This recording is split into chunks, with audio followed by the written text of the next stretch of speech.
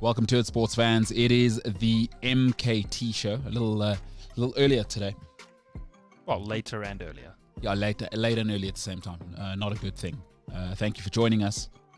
Looking forward to it today. We're going to chat a little Man United, chat a little bit of Chelsea, a little bit of Liverpool, see how those teams are functioning. I'm MKT, by the way. Welcome to it, sports fans. The MKT Show, available wherever you want to get your podcasts, if you're an audio person. Otherwise, if you are on the tubes, YouTube, please make sure to give us a like. Give us a like. Push like. Push the thumbs up. Don't push the thumbs down. Like it now. Like it. I know a lot of the time I've been saying, hey, I like honesty. Be honest. Don't be honest. Just push like. Even if you hate this and you kind of think to yourself, I'd rather be doing something else than watching this, just push like and then, I don't know, get back to painting your toenails or whatever people are doing. I don't know what people are doing. I don't know what you're doing out there, people. I've got no clue. But you're probably avoiding a boss you hate, a work colleague you hate. Maybe you're fighting with your girlfriend or boyfriend and you think to yourself, this is 2 hours I can just use to escape from the world. We're happy to be that vehicle, people. We are happy to be that vehicle. Escape from your problems. It is the only way to deal with them. Speaking of a man who's escaped his problems, gone on to influence coffee in Vietnam. He's gone on to have great hair, have a great beard.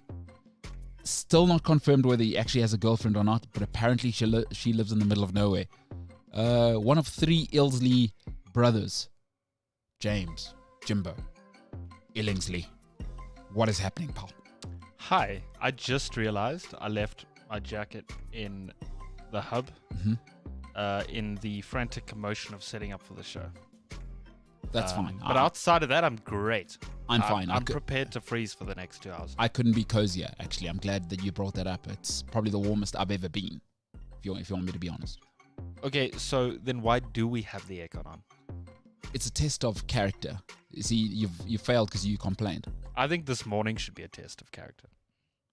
Yeah. Well, you complained, and now you failed the test. So that's what it was, James. Now you know. Now you know. Is that just where we are now? It's what it was for. It's what it was for. What's happening in your life, James? What did you get up to last night? There's people in the world that don't know that something called load shedding exists. I understand you're going through that at the moment. Yeah, I was supposed to have load shedding. My power didn't actually go off though. They downgraded us to stage 1, which is great news. My power never went off, and I sat in a dark room in my house editing for hours, and it was great. Oh, so even though you had lights, you sat in a dark room? Yeah. Weird. It's an editor thing. It's an editor thing, yeah? Yeah. It's weird. Do you have some dark thoughts that you need to tell us about? No, not that I know of. So why this is a metaphor, and also it's real, so it's an analogy. Again, yesterday you seemed to be a little bit confused about what analogies are. Don't live your life in the dark. But that's an analogy for your mental state. But also, we now have technology where you can. It is literally the flick of a switch away, and you're able to see. Plus, you already wear glasses. Don't sit in the dark. I wasn't actually sitting in the dark though. It's an editor's thing, because editors are like kind of hermits. So it's like just sit in the studio and like edit for hours. Okay. That's where I was going with that. And you clearly just didn't. So you weren't actually in a dark room? No. It's a metaphor. Yes. I was editing 4 hours, but I wasn't in a dark room. I know it's not great for my eyes, so. Oh. Okay, so maybe that was actually you crying out saying, I'm in a dark place in my life, which is something we need to talk about. I will be in a dark place in my life if Liverpool don't qualify for the Champions. Hey, that so Chelsea doing the goods yesterday has put Liverpool Football Club under a little bit of pressure. Sadly. Your thoughts? I'm struggling to cope. I'm nervous. Liverpool are playing tonight against Burnley, so we need to win our next 2 games to qualify. And I think that's regardless of what Leicester do. So we have that on our side. It's tough times, huh? So it's gonna if you guys both win on the last day and Liverpool, it's gonna be a goal difference thing, by the way, just so you know. Yeah, so we currently have 1 goal difference above Leicester, but obviously 2 games in hand. Or they've got 1 game in hand. No, they don't. They've got 1 game left to play. We've got 2 games in hand. No, you've got 1 game in hand. In hand means what you have over the other people. So if they have 1 game left and you have 2 games Sorry, left. I got confused. We have 2 games left. They've got 1 game left. You got there in the end. Yeah. That's what's important. You got there in the end. We are beating them on goal difference at the moment, though, with 21. They have 20. So, Eek. I actually really enjoy this. I like when football comes down to deadline day. You like it? What do you do? I also like it when there's something on the line still. Do you do the... I don't know if I've ever asked you this before. Is your lady into football or like sport at all? No. Because she lives on the plot. She does. And there's a reason I'm saying it like that, folks. She's out on the plot. Usually the plot people are into like equestrian stuff. Is she in that vibe? Was Not that not? I know of, no. No. So is her plot like a farm or is it just a small holding? Yeah, like her family's? It's like there's sheep. Oh, so they're farmers. I don't think they are farmers. Yeah. But they have animals on the plot. And why? Why do they have the animals on the plot? That is a question I've never asked. Why not? That doesn't make sense. Is it a part of their income? Is that how they live? Or is it just, okay, we want to be connected to nature? People have animals for different reasons. I don't think they are farmers. No, they're not. They're not farmers. Are you even dating this girl? like, wouldn't that be if I feel terrible. What is? Do you know what her parents do for a living? You don't have to say. Do you know what her parents do for a living? Yes. So that's how I know that they don't do the farming for a living. What kind of animals do they have there? Like sheep and... There's sheep. There's a few. I think they're impala. Oh, so it's a game farm vibes there. Although it is that part of the world, they do kind of like that. Do they make biltong from the impala? I hope not. Every time driving past the impala, I'm like, oh, where did Freddie go? You're not a vegetarian though. Not a chance. So you don't feel that much sorry for them, is what you're saying? Well, it's just I like being dramatic, is what I'm saying. Classic. Here's what it is. You're the classic. What are you? Gen Z, millennial. By the book, I'm a Gen Z, but I think my age group relates more to millennials. I don't know if you do, because you just displayed a little bit of Gen Z syndrome there. I'm happy to eat the meat, I just don't want to see the suffering. It's kind of what you're saying there. Because you know that impalas get killed. That's not entirely true. Oh, okay. Well, I've got venison impala meat in my house right now in my fridge. Great stuff. Yeah. Great. I don't have a problem with eating meat at all. It's just not my first choice to kill impalas.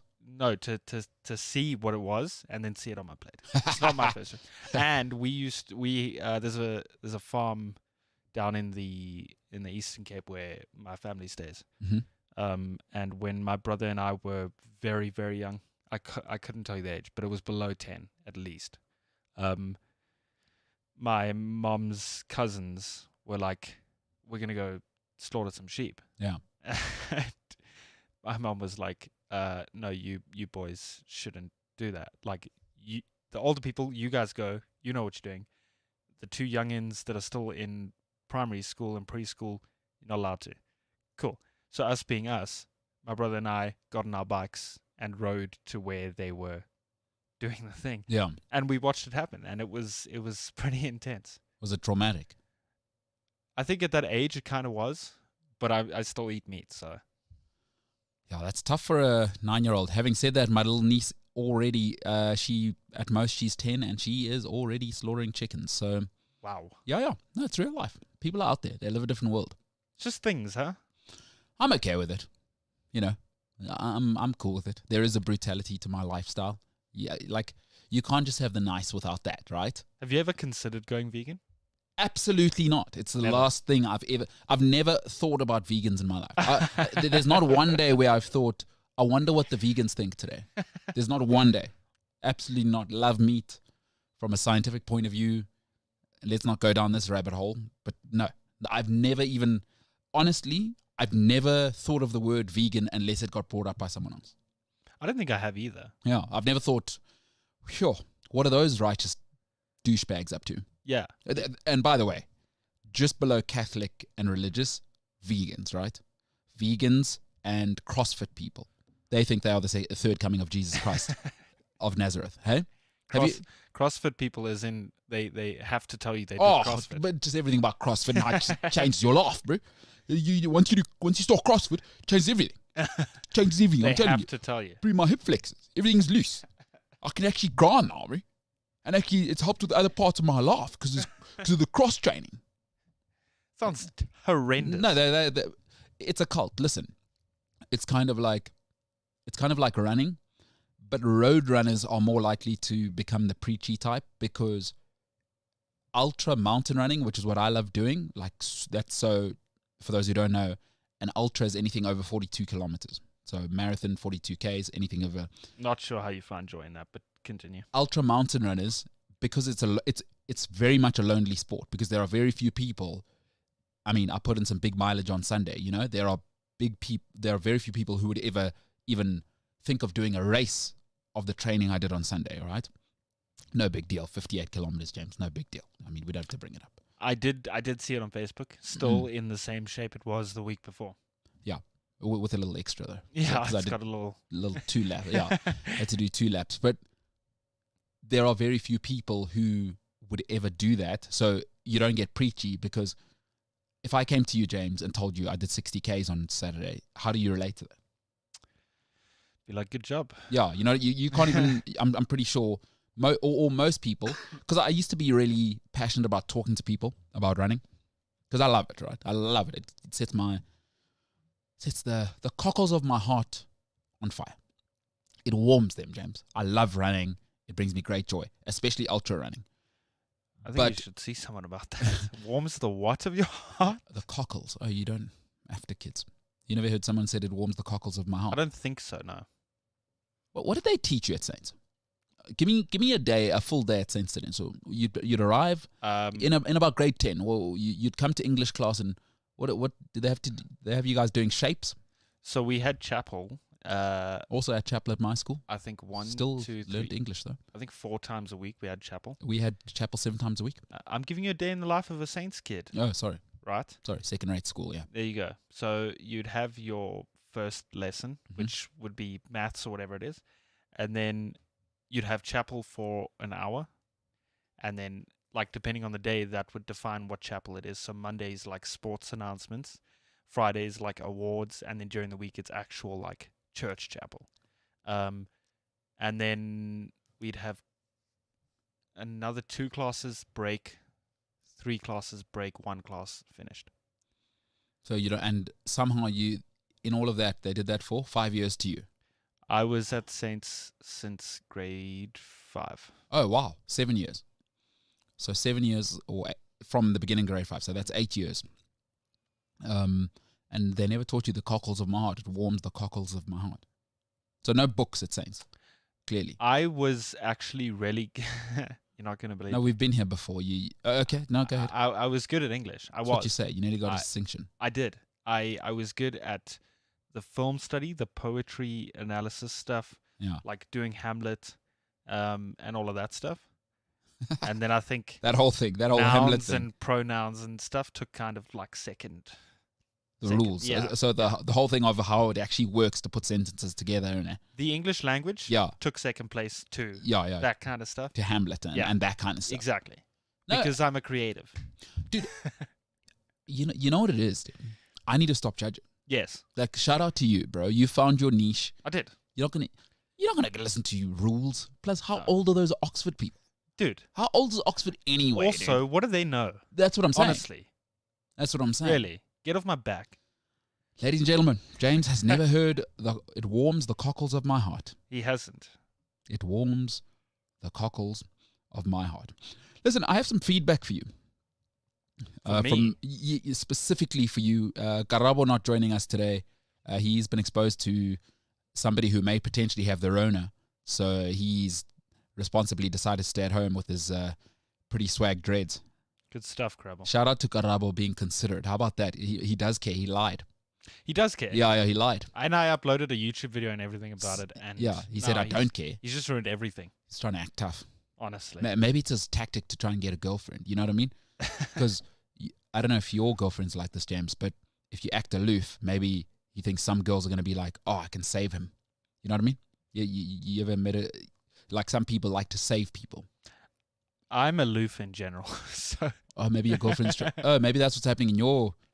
So maybe your girlfriend's settling. She's like, I can get him from what he is now. I'll fix him. I see some potential there. She's just like, oh, poor boy.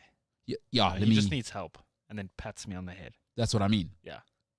She sees you as potential more than a boyfriend. That is exactly how it works. That is exactly how we spend our time. She just pats me on the head, and she's like, poor boy. And it's actually practice for her. Yeah. I know you think you're in a relationship, but actually she's practicing for her husband. Well. And that's hard to hear, James. It is. It is. I hate to be the one to sort of tell you that. But maybe that's Karabo's tactic as well. Anywho, for those who weren't listening last week, there was a little bit of back and forth. There was a video on YouTube. Go and look at the clip. James very triggered. James looked like he'd seen a ghost in it when I said Batman is not in the top 100 movies of all time. Oh. Yeah. And James loses it, by the way. That clip is very funny.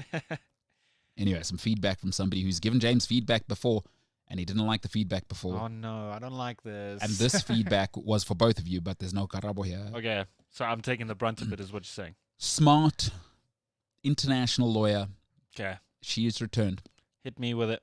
And she says, you two guys are the dumbest people in the world if you think any, and quote unquote, you're the dumbest people in the world if you think any superhero movies are in the top 100 movies of all time. Literally her words, dumbest people in the world. And I'm saying she's working with mining companies in Australia, Finland, across the world, oil rigs. She does the legalese for them. So she says you're dumb. Your thoughts? I have thoughts. What are they? I just feel like you said she's a lawyer, right? Yeah, one of the top lawyers in this country for sure. So she's not a film buff.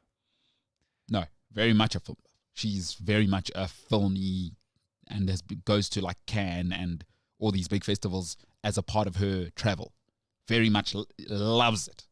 Has done Hollywood movie contracts and legalese in South Africa before. No, very much a movie buff. I just don't understand why people don't see anything in that movie. I really don't. I have no idea.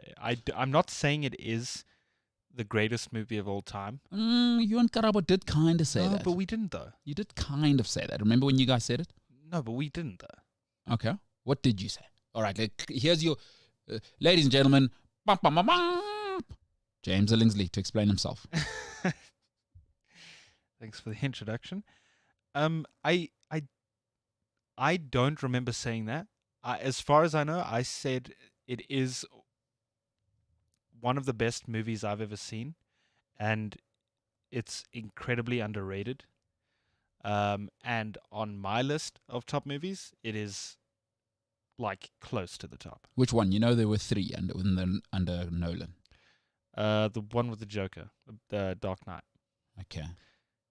Which is one of the most incredible movies of all time. In my opinion, yes.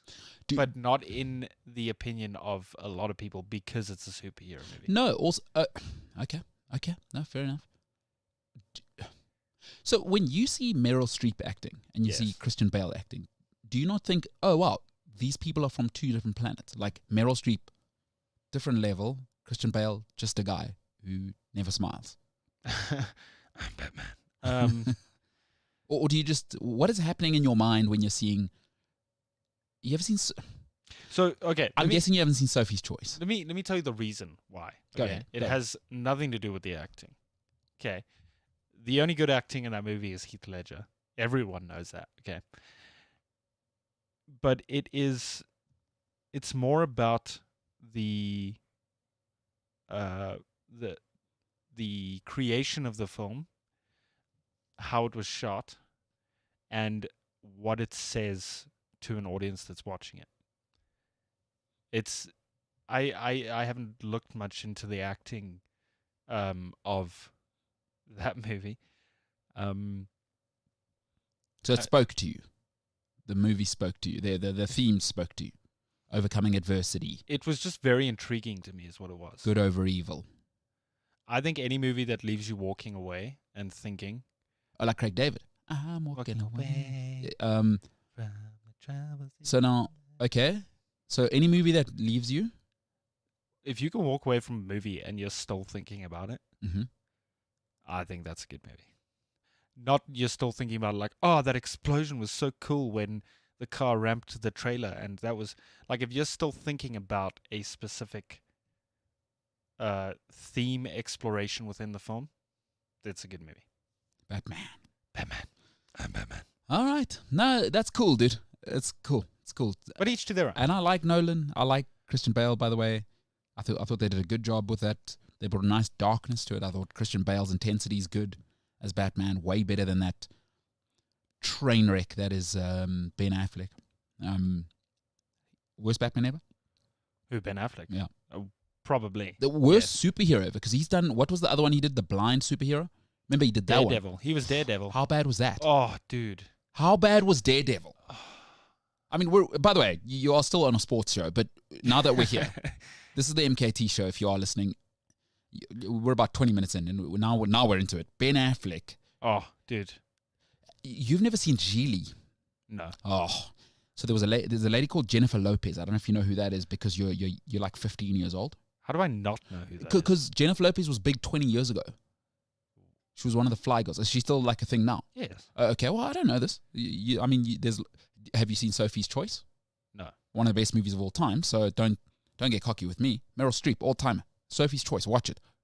Bring the whole box of tissues, by the way, when you watch that. Oh, she has to make it.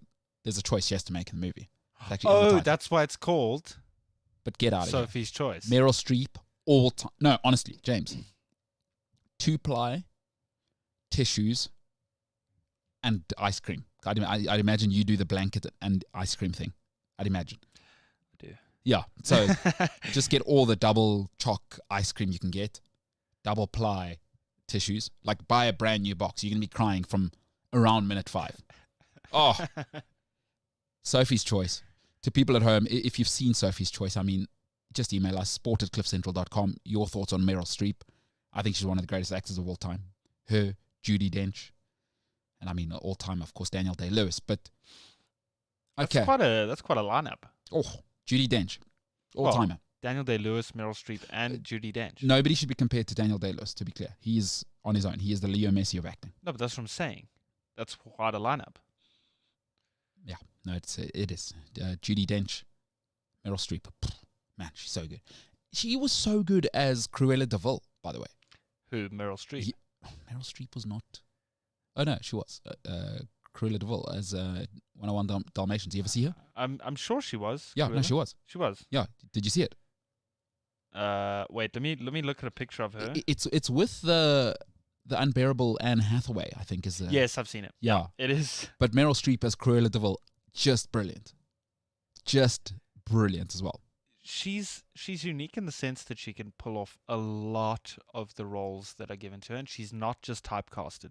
No, because she's an actor. She's a thespian. You know that term, James? I do know that term. So she's a thespian. There are very few of those left, right? Man, she's cool. Meryl Streep. Someone in the comments said, Lulama in the comments said, Umbelelo's top 10 movies. 1 is Goal 1. Number 2 is Goal 2.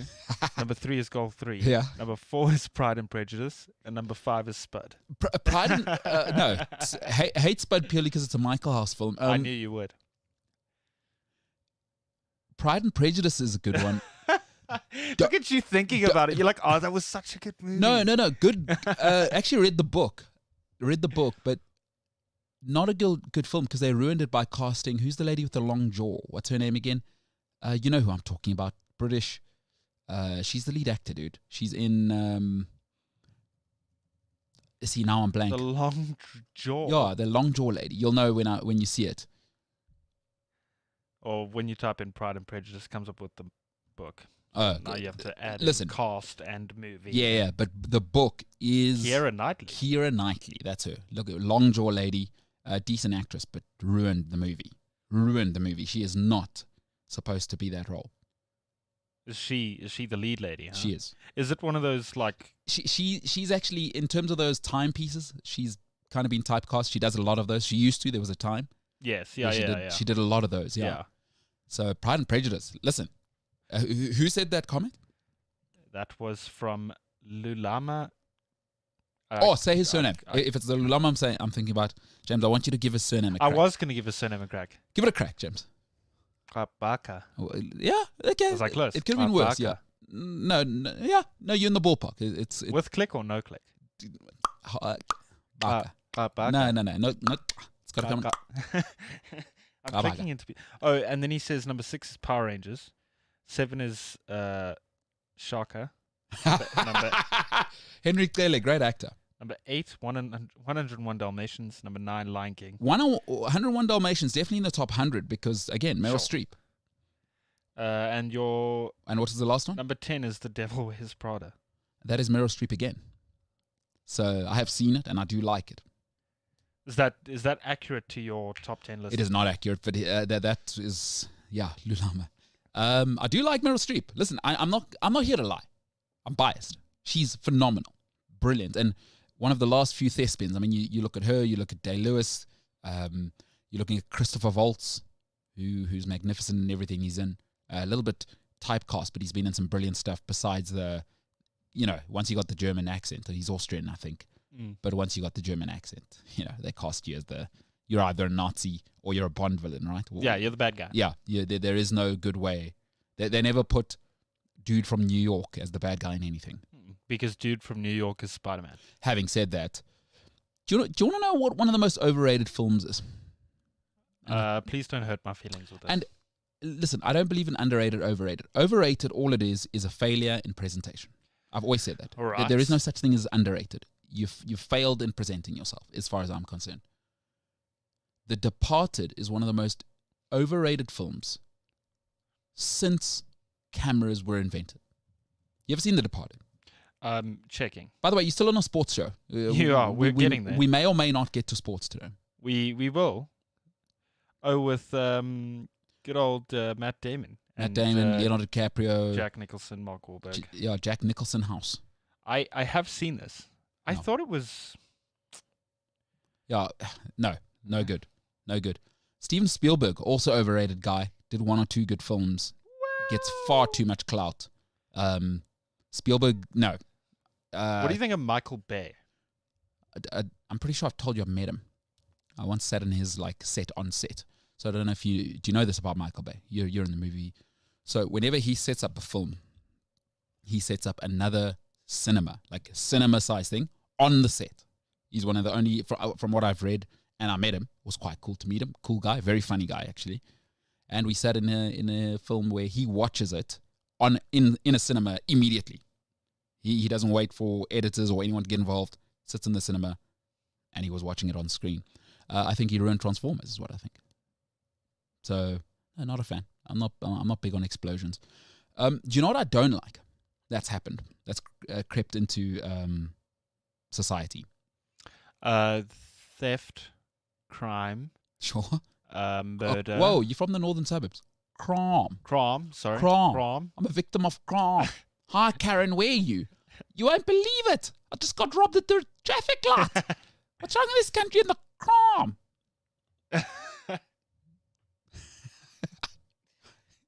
What has crept its way into our society? The action movie where they need a love story involved. As a dude, I hate that. I absolutely hate that. And why do we need a woman lead in an action film? Or a man lead in an action film? Because I haven't really seen any lady action films, but if it's a lady action film, G.I. Jane or whatever, G.I. Jane or whatever, what was her name? Anyway, whatever, if it's that, just give me the blood and gore. Give me the action, right? Give me that. Why are you giving me a love story? When did that start? That we need the hot woman coming in there to spruce up the storyline. Give me the gun. Hey, stuff happens to some guy. He goes on a revenge mission, slaughters everybody. Credits. 90 minutes. Get me out of there. That reeks of toxic masculinity. That reeks of it. Yeah. I don't know. Entertainment factor? The entertainment factor, I'm here for an action film. If I want Pride and Prejudice, get me Keira Knightley and her long jaw. Yeah, but how else are you going to invest in the characters when Optimus Prime is trying to crush the main dude with his metal foot? Okay.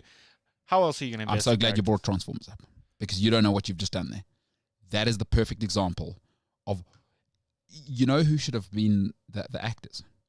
People we don't know. Because if, like me, you grew up with Transformers, you realize the boy is such a tiny part of the story. It's all about the Transformers. Do you know, a friend and I sat and watched the second Transformers.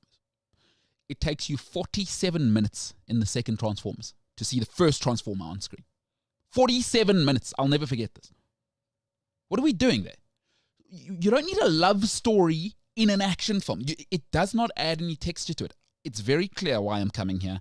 Guns. I want to see guys getting blown in half. I want to get out of there in 90 minutes. Why are you bringing the love story? What's it bringing to an action film, James? There is no entertainment factor to a love story to a guy who's on a revenge mission after his dad was killed by some guy. You know what they should call the genre? What? For those action romance Yeah? movies? Guns and Roses.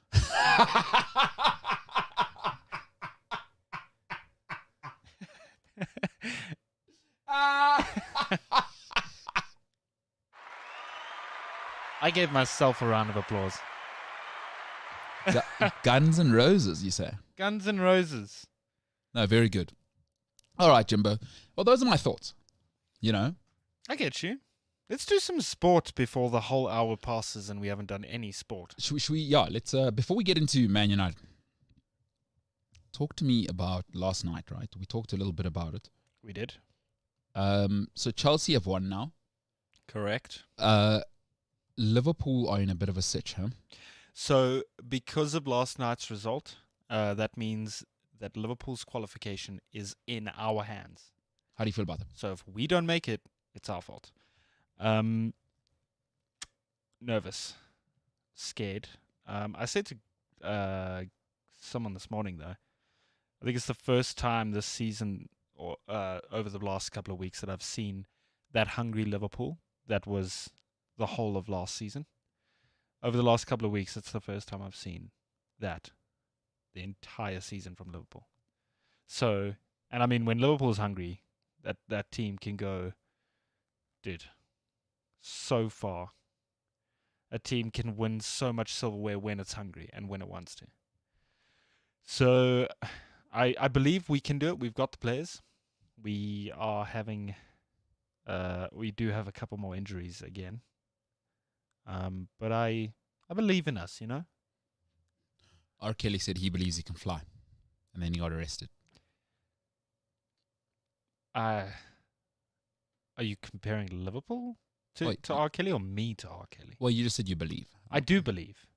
I'm just telling you what happened to R. Kelly. He believes a lot of things and now he's in jail for being a creep. A terrible human. Good music, though. It's okay. Hey, that's a tough one, huh? Whenever that happens. It's like, can you still play Michael Jackson music in public? You know what I mean? Like, hey guys, we're at the barbecue or the braai if you're South African. Oh my God, guys, my favorite song. Bum, bum, bum, bum, bum, bum, bum, bum, bum, bum, bum, bum. You can't do it, huh? Careful what you know. I think you could, but if you play like Thriller, it's a vibe. Is it? Yeah. Is it still a... I think if you play like Billie Jean in Thriller, vibes outside. Do you think it's because Michael Jackson died as a white woman, pork face, as Cat Williams said? Do you think that kind of saved him? He kind of died like meek, you know what I mean? Whereas R. Kelly's still like a bit of a dude, you know what I mean? So it's tough to forgive him. But Michael Jackson, it kind of looked like he was just going to go to sort of the... Like, what do old white ladies do, James? You know, like go to the garden shop and get plants. And that small shovel, you know, the small shovel with the gloves and the brim hat. It looked like that's what Michael Jackson would want to do. And like packets of seeds to plant yeah, flowers, yeah. Do you know what I mean? You know what I'm talking about? Is he that guy, huh? Well, that's what I'm thinking, because when he died, he looked like that's what he could have been up to, you know, just planting in his garden with that small sort of... I can see him in his like bedazzled Swarovski diamond shirt. Yeah, gardening shirt. He's like... Yeah, sounds so dirty.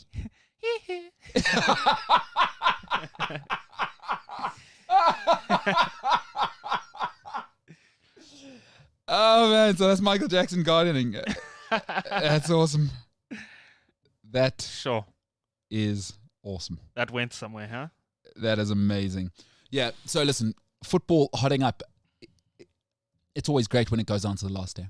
Correct. And I think the Premier League continues to be the greatest show on earth. I think the NFL is catching up very quickly. The Premier League needs to keep an eye on things. But this is why.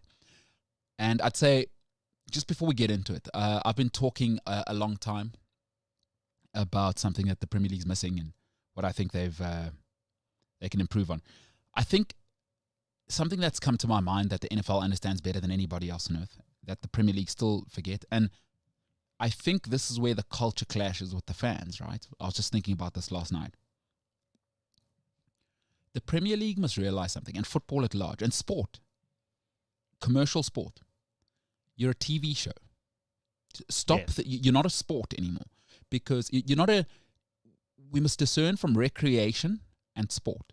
When I go and watch my little niece and nephews play soccer and netball on Saturday mornings, that's recreation. When you are the English Premier League, when you are La Liga, when you are Serie A, you must realize you are a TV show. And I was talking to a television exec in Canada a couple of weeks ago. And sport needs to realize something. The NFL are starting to really capitalize. And for those who don't know, they just signed a $120 billion deal in the pandemic. $120 billion deal. Just for their American TV rights for the next 10 years. Only. Yeah. So you're a TV show, and what the Premier League needs to start doing. I don't know what happened to Super Saturdays and Super Sundays. I don't know if you remember that a couple of years ago. Yeah. But now they'll call anything a Super Saturday, Super Sunday. Like, why are you not scheduling? There should be Merseyside Derby and Manchester Derby should be the same weekend, the same day. Do you know what I mean? It should be back to back. You should set it up in studio. You should have Keane, Carragher, Neville, and Micah Richards in there. Do you know what I mean? Like, what's happened to that side of it? Because right now, having Michael Owen and Michael and Hargreaves all the time, what is going on? Why is Alan Shearer and Ian Wright always in? Now, I like Ian Wright of all of those, but do you know what I mean? Is you're a TV show. They should be scheduling rivalries. Like next season, the first game of the season should be the champions against, I don't know who there's tension with, right? I don't know who Pep has some tension with from the season. But you should think about it that way, is what's the storyline? Don't just think about the match. What's the storyline? So if Pep maybe had some bad beef with Liverpool this season, that should be the first game next season. You should deliberately schedule that. You know what I mean? We hype it up. We're going to talk about it and talk about the storylines. And they should work with television providers. But right now, I don't think they are. And you must remember, sport, and this TV executive was saying it to me, sport is the last scheduled programming that people have. Back in the day, if you're South African, you'll know what I'm talking about. If you're around the world, you would have watched Days of Our Lives, Bold and the Beautiful. But James, I don't know if your mom or dad are into soapies, but they have their shows, right? You knew Mondays, 8 o'clock or whatever. It's mom's TV. Yeah, my mom used to watch Days of Our Lives. Exactly. So you knew, right? Yeah. Is sport now she can watch Days of Our Lives on YouTube or whatever. So it's no longer appointment television, right? Yeah, it's actually so she does that with Sevendelon now. So if she misses an episode, she goes onto YouTube and then watches it. You see what I'm saying? Is sport is the last one, because you know very well. And I'm sure, well, I hate this, I must tell you. When somebody says to me, why don't you just watch the replay? Well, maybe, hey, why don't you get out of my face before I smack you in the jugular? That's what I say to that. You know what I mean? Why don't you get out of my face? Because it's about to get real. Go to Tasha's, Jessica. Well, that's a little sexist. I'm busy. It could have just been anyone. You did a lady's voice. That's what I was doing. Oh, it could have just been a feminine voice. Nope, I'm not falling for it. You're setting me up for this. Not falling for it. You did a feminine voice. Wow. That's how it went. James, that's a little sexist. Nope. I wasn't suggesting that women not falling are... for it. So you're saying women are always whining about you watching sport? Not buying into it. Wow, James. Okay, just revealed the side to you. But it's really, really crucial. It is the last appointment television, and we need to actually give that the credence it deserves. So I want the Premier League to be uber careful about that. All right, let's get into it. Let's dive in. Yeah, we're a sports show. Well, we try to be. Let's dive on in. We're a sports, movie, soapy, entertainment, daily podcast, radio, TV show. Speaking of the podcast, James, a little sexist. People are saying James. I mean, your position on women. I'm not buying nobody into knows how your mom actually can bear to look at you. Your girlfriend. I mean, it's incredible that she's willing to pick you up from the northern suburbs to take you to the blot. I'm not buying into this. Toxic I positions refuse. on women. But okay, if you are the busy businesswoman and you like this show for whatever reason, and you've obviously gotten over James's toxicity, and you think to yourself, hey, you know what? I work too hard. During the day, I don't have time from 12 till 2. But you know what I'm doing? I'm crashing the gym, and then after gym, do you know what I'm doing? I'm doing yoga or whatever. I don't know what people do in their lives. You know what I mean? Well, but if you're busy and you think to yourself, how do I listen to the show? Listen to the podcast. It's available on cliffcentral.com, Cliff Central app, Spotify, or wherever you get your podcasts. So to the busy businesswoman out there, we got your back. I also know what the busy businesswoman is thinking. She's thinking, how do I listen to the podcast on the move without consuming so much data? Sure. Download them on all the podcast platforms. Wherever you get your podcasts. That is doable. Yeah. Pocket casts if you know what's good for you. Google Podcasts if you know what's better for you. Whew. Google Podcasts, one of the worst things on the planet. All right, let's get into it.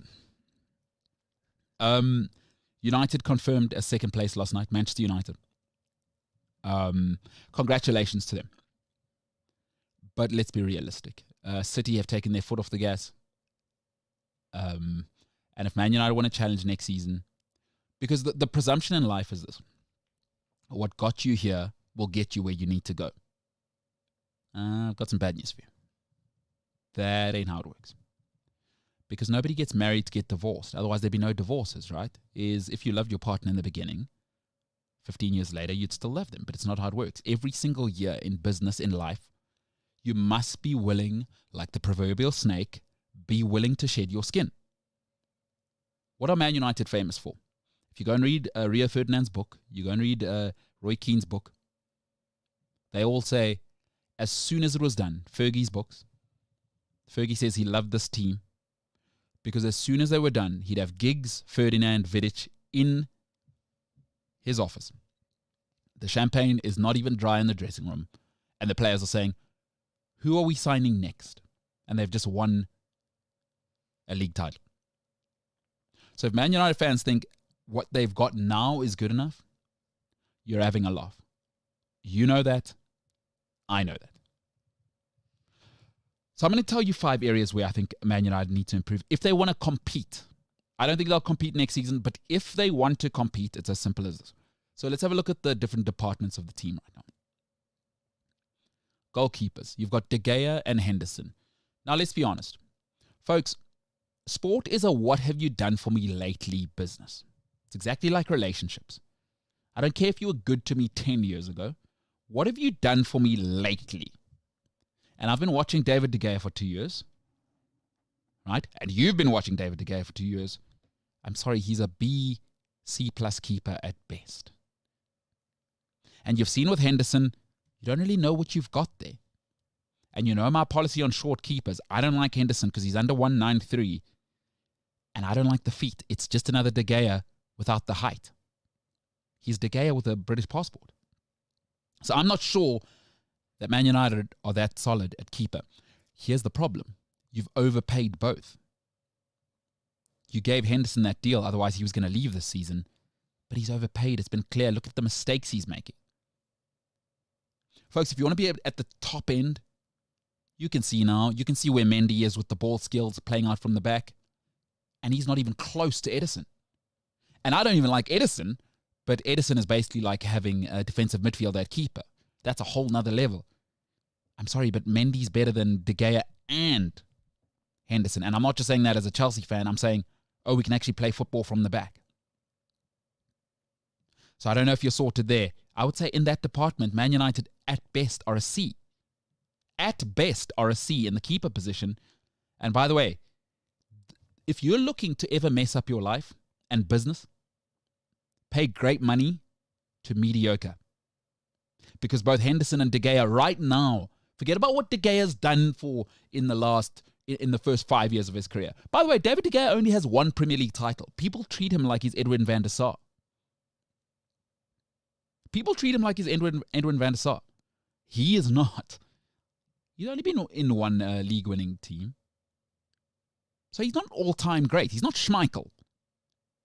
Be willing to let him go. But you've overpaid him and you've overpaid Henderson, and now you're trapped. Who's going to take Henderson's contract? Because you really need an upgraded keeper. It's a C in the keeping department. Let's go to the right back option. Listen, at right back, you've only got Aaron Wan-Bissaka. And for me, at best, he's a B+. At best. And I think he's a C, but I'm being kind today. I'm feeling good. He's a B+. You know why? Is that he gets a nosebleed every time he crosses over the halfway line. And in modern day football, I can't just have you be a fullback. I need you to be a wingback. It is not enough what he does. One-on-one defensively, is he great? Does he have those octopus legs? Yes. And what? And what? So you got to say, Man United probably need a backup right back. And maybe even an upgrade from Aaron Wan-Bissaka. Here's the problem. You paid £50 million for him, and you know what billionaires don't like to do, is if I paid £50 million for him, you better put him on the field. The reality, and I know it hurts, he's not good enough to be Man United right back. Folks, he can't deliver the ball. Final product. And now, especially with their counter-attacking style, that is such a big part of things. Especially if you're saying Cavani's your striker for next season. And I'll tell you what the problem is with Wan-Bissaka. Right? It creates a problem up front. Because Mason Greenwood's not a right winger, and Man United don't have a right winger, but we'll get to that. So it's making Man United very one-dimensional. Let's go to the centre-backs. All right, you got Lindelof, Bailly, Jones, Maguire as your centre-back options. And then, of course, Phil Jones. Twanzebe, I'm not going to count. Folks, Lindelof and Bailly have to go. Not one of them, both have to go. Maguire, quite frankly, isn't good enough, but okay. Man United fans seem to think he's the second coming of the Kaiser. That's fine. I'm not a Man United fan. I'm just telling you what I see. Maguire is not good enough to be a Man United CB, but he's your captain. You're trapped there, plus you spend a world record fee. Let Lindelof and Bailly go. You're going to have to get 3 more centre-backs. You have to get 3 more centre-backs. Folks, you've seen what you've seen, right? And don't give me the rubbish about, look how good United's defence was. You know why it was this good? Because you had to have McTominay and Fred basically playing centre-back the whole season in order to protect both of these two. You had to. Be honest. If you're a Man United fan, this is probably the most boring you've been since maybe Louis van Gaal, because you're playing 6 at the back. And yes, the numbers are going to look good, but you're playing 6 at the back. McTominay and Fred are babysitting Lindelof and Maguire. Be honest. You've got to be honest about this.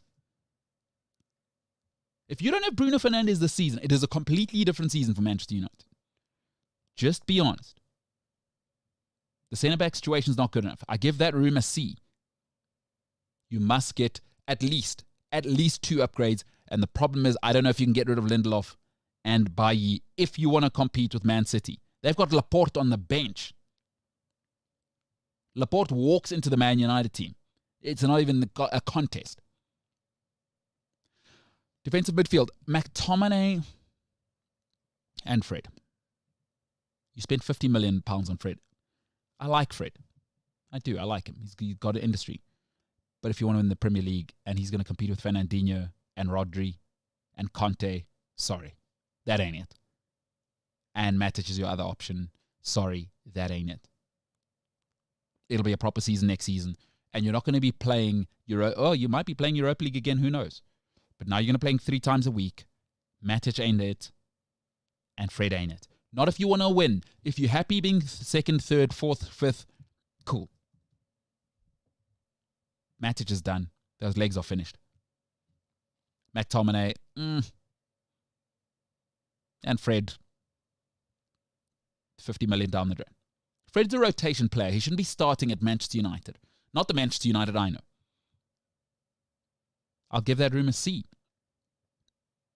Be honest. Be honest. Centre midfield, you know what? There's so many there. There's Mata still in the mix. You could put probably Matic in that mix.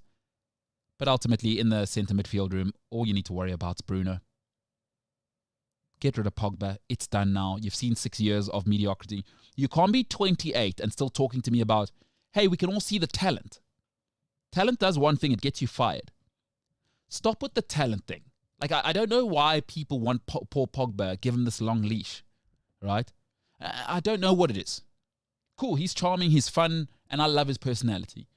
But you've seen 6 years of Paul Pogba now, right? That's what he is. He's mediocrity. He's injury prone and mediocrity. He's mediocrity. I'm sorry. And stop telling me about individual numbers again. And if you want to see what great is, what Man United is, he's been exposed because Bruno came to the club when it was unstable, and look what he's done in 18 months. That's Man United level.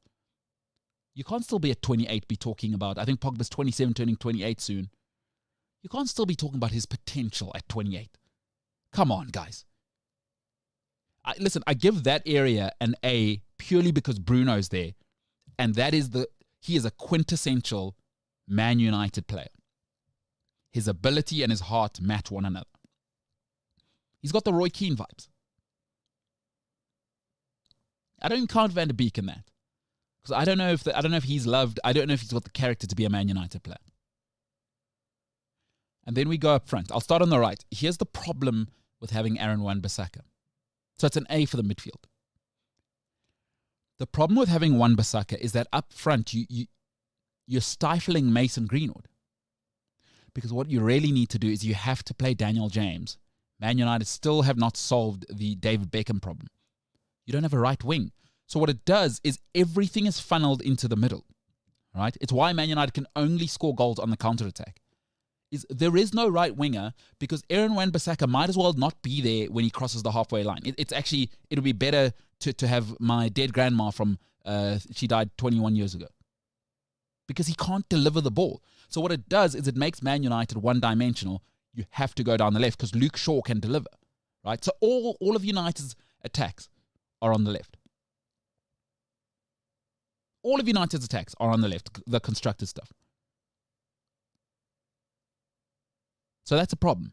But up front, you've got Greenwood, you've got Cavani, and I think you've got Rashford. I think that's solid, but you can't win with Cavani. He can't play 3 times a week. He cannot play 3 times a week. He must be a rotation option. I don't know if Greenwood's ready to step up. And again, I just want to say this about Greenwood. I know people say it doesn't matter. Folks, off-the-field stuff matters to me. Character stuff matters to me. I have my reservations. If he's done this at 19... I don't like it. I've seen too many Robinhos. I've just seen it too many times. I've seen Ravel Morrison. I've seen it now. The talent's unbelievable, but I've said it before, character over talent. So the striking options are great, right? Greenwood, Cavani, Rashford. Rashford's workable. He's serviceable. I'd say he's a B player. Greenwood is a C+ player. We'll see what he's got once he has to actually have some responsibility. And Cavani's a B+ player, but he's not a starter. Not in a winning club anyway. Not when City have Gabriel Jesus as their rotation option and probably Erling Haaland next season. That ain't going to cut it. You're going to have to sort something out at striker. You may have to go back to Lukaku. I don't like Lukaku, but you have to find a solution there. I don't know what Man United's solution is. Harry Kane, maybe. And even then, I don't know if Harry's a real solution and he's injury prone. So for me, it's simple. And by the way, at left back, which I left out, Luke Shaw is probably the best left back in the league at the moment. So you've got an A left back situation. You do need some backup though. Luke Shaw does like an injury. This has been an anomaly this season, him not being injured. You want to get a backup there. It hasn't worked out for the Brazilian lad, and I don't like what I'm seeing there. Who's a Teles. It just hasn't worked out there. It just hasn't worked out, and that's not going to get any better. The physicality, it's all too much for him. So for me, Man United, it's quite simple. The 5 areas or the 5 signings I would make: 2 strikers, 2 centre-backs, a defensive midfielder, right, a right back, and a striker. That's where you have to upgrade. United may need to go and spend 250, 300 million in this window. They're in the Champions League now. There's no reason. There is no club in the world like Man United There is no reason Man United can't find that money and go and spend it. Get rid of Bailly, get rid of Lindelof. I'd move on from Pogba. There's plenty of options out there. I'd even go Verratti over Pogba and get somebody to control that midfield and let Bruno off the leash. Verratti gives you the possession. He gives you that physicality, that nastiness, while Bruno goes and does what Bruno does. And then you have to get a right wing. Man United are one-dimensional. It's counter-attack or bust. It's Rashford and Bruno or bust. The Greenwood thing is not something I can rely on. He is not a right wing. You can see everything he does. I want to cut onto that magnificent diamond cut of a left peg. But he's not a right winger. He's not a right winger. And what it does is it makes the job, any left back playing against United, it's really easy. It's really, really easy. You know what he's doing. He's coming inside. And Wan-Bissaka, you can leave him out there. He couldn't cross a rope. Those are the 5 areas where I would upgrade if I'm Man United. If you want to compete. 300 million at least. Jimbo, you have to spend money now, dude. Like, I know Man United fans are getting excited this season. But what got you here won't get you where you need to go. And they've had to babysit their centre-backs. And their centre-backs cost 35 million Bailly, 35 million Lindelof, world record Maguire. But you've seen the United games. They have to play Fred and McTominay basically as centre-backs. Yeah. Because the guys are cart horses at the back. Honestly, that's why I think even it's what made Bruno so sensational.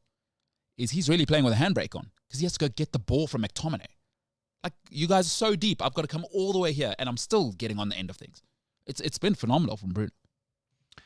I think United do need solid centre-backs, as well as maybe one solid defensive midfielder. I just think there's a gap between their defense and their midfield, because you do have these sort of superstars in the midfield, and then, like you say, it's like you have to get the ball from, McTominay. It's not something that should be a thing. It should be a case of, your centre back pinging the ball all the way up the field to make Rashford beat the offside trap, kind of up from the defense. That's not a plan. Like you're saying, that is not a plan. No. And also, Bruno Fernandes getting 20 goals, 15 assists is not a plan, let me just tell you. He may never have a season like this again in his whole career. Ever. So please don't think that's a plan, because I know a lot of people are saying, no, as long as we have Bruno. No. There are anomalies in life. Please, this is not a plan. Making Bruno Fernandes, injuries are a real thing. Burnout is a real thing, right? You can't expect him to get 20 goals and 18 assists next season again. I mean, this season he's been an exceptional player, but like you say, it's not a plan to rely on him for another 10 or 20 goals next season. You would rely on a Kane or a Salah to do that for you, not your midfielder who's supposed to control your midfield. I don't know. I think United are kind of getting it together in the attack with Cavani and Rashford. I think they're missing something on the left. Rashford's right. No, Rashford's on the left. They need a right winger, dude. Right, sorry. Because you have to stretch the pitch. Yeah. The great teams, you know what makes City so great? Is they have so many ways to attack. Is that Riyad Mahrez is different from Bernardo Silva. Because Riyad Mahrez wants to get right on the touchline, and he's actually a nightmare for the left back. He's a genuine, like Arjen Robben was, there's a British term called get chalk on your boots. And it's a dying art to be right out wide. And in football, we call it stretching the pitch. Because what it gives you is it gives the left back a problem, right? When you play it out to Mahrez, and you've got clever players like De Bruyne and Jesus, and they'll fill that, what they call a half space, between the left back and the centre back. Now you have to decide as the left back. Because also, I'm not sure Greenwood wants to drop all the time. No. So if he's not dropping, now let me give you this example. He's not dropping. Or Shaw. It's just Shaw on his own. And Rashford may not drop. He's a striker. is that now the left back has to make a big call. Do I stay inside and allow Riyad Mahrez to cross it? Or if I go and take Riyad Mahrez, I mean, then you're on an island and now you've given him both ways. He can go to the touchline or he can cut inside. Any classic winger. And anyone knows Riyad Mahrez is very, very fast. So that man... It's a nightmare. And now, here's the nightmare. Is even if you do a good defensive job, he just slips inside to Bilva, or Bernardo Silva, and now he's in a half space. So those wingers that stretch the pitch and are a genuine threat, because Mahrez's crossing is unbelievable as well. So it's why Beckham was a real threat. Ronaldo, these guys are a serious threat. These proper old school wingers, right? Was that sure? When he thought wise, you're worried about the delivery as well as the cut inside. With Aaron Wan-Bissaka and United's current setup, all day, just give it to him and we'll let him cross and we'll wait in the middle. It's going to be shocking anyway. That's not a Man United level. I mean, when you think of the great teams, Neville and Beckham together when they were unstoppable, I mean, you knew what was coming. Delivery. Neville, for all you say, terrific delivery. Beckham, unbelievable delivery, right? And also, here's another thing that a right-footer does that they can't do now. The opening the pitch again is Greenwood never goes to the byline. No. Right? And you need to challenge. Yeah. You need to stretch the left back. This is another thing. Because remember, and people may or may not know this, when you go to the byline, there's a very good, simple reason for that. It cuts out the offside. So number one, it cuts out the offside. The other thing is actually the angle of the cross then is in the favor of your striker, usually with the bend, right? So it's a basic, but it's a principle of wing play. Is you take him to the byline and you stretch the pitch, and it's a huge tactical sort of advantage. And what you want again, then you force their left back or whoever it is, whatever back, if you're a winger that goes to the byline, he has to track back. If you've got legs and you're going to hit the byline, you got to help out the wing back, because if not, Bernardo Silva's in that half space, and then or De Bruyne, and then you have an issue. Yeah, you know what I mean. So United need to address, I think, the right wing thing and the striker thing. Dude, Cavani's not a plan. How old is he? He's going to turn 35 next season. Yeah, 3 games a week. Not in the Premier League. Maybe at PSG, not here. Look, I think he has potential to be prolific. Oh yeah. But like you say, he's old now. I think Man United need to get a young talent that can score you goals weekly. It doesn't even have to be young. Like, maybe push it oldest, let's say like 28. Someone who is either young and up and coming that will score you goals, or someone that's established and will score you goals, but isn't 35, Harry Kane. That can give you a good couple of years. Probably Harry Kane. They got a problem there. Man United have a problem there. They because you know what the other thing is? They're a little bit trapped with the Pogba situation. Like, who's going to take Paul Pogba? Real Madrid don't have the money. I also think in recent years, Paul Pogba's just become Paul Pogba. It's not, we have to get the signature of Paul Pogba. I just think now he's Paul Pogba. People have seen the hype around him. He hasn't really lived up to much of it. He's had a good couple of games here and there, but people are kind of over it. They've moved on. We're on Haaland now. We're there. Pogba, you've been left, my guy. I'm sorry. Who's going to sign him? No one. No one. They're trapped. No one. Now you go, and you know what? Pogba is what he is now. Yes. One thing you have to accept, he's injury prone. At most, you're going to get 25 games out of him in a season. Also, he's going to break his big toe and then go to LA for the whole season. Listen, people think I hate Pogba. I don't. It's just I'm biased to the data. It's his 6th season now. He's been the one consistent thing is injured. And availability is the greatest ability. If you're not available, you can't be productive. It's as simple as that in life. And he's never available. And you must remember, it's my worry with Harry Kane as well. It's all good and well that you come back from injury. But let's say in a season, Paul Pogba misses 10 games. It's almost guaranteed, right? He's going to miss at least 10 games. In between those games, you don't come back at 100%. Not everybody's Cristiano Ronaldo and looks after themselves. Paul Pogba still takes 2 or 3 games to get back into it. So every time he has 2 big injuries, I'm really losing him for 15 games in a season. I'm sorry, that's not a plan. Harry Kane's similar, though. That's what I'm saying. Harry Kane does take his time to also sort of get back into the intensity of football itself. And I don't know if you have such a big position, like the sort of controlling the midfield, or you're the prolific striker up front, you can't afford to have that every season. You have a player like Paul Pogba. You can't afford to have someone who is supposed to control the midfield consistently out for 15 games every season. It's not a plan, like you say. Listen, it would be okay. It's okay for Harry Kane to get injured at Spurs. We'll forgive him and love him. No, it's fine. Because let me give you life's analogy. If you're working for your uncle's accounting firm, and you're missing 2 days a week, right, for whatever reasons, that's cool. If you work at HSBC, right, we don't want to hear it. Get to work on time, and we 15-hour days a week, and nobody cares. Get on with it. Excellence is expected here. There is no shame at HSBC.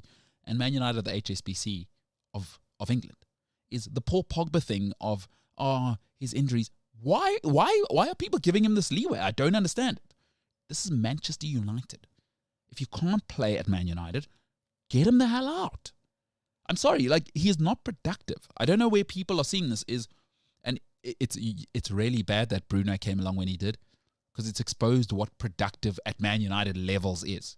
So maybe by PSG standards, Pogba's productive, or Tottenham standards, he's productive. You know what I mean? Mm. But at Man United standards, no. We've had a guy called Roy Keane. We've had Ryan Giggs. We've had Wayne Rooney. Productive is over 10 years, please. You don't get one season. I think Pogba had a decent one season where he had sort of 18 assists, I think, in the season or something like that. Yeah, it was something like that. Yeah.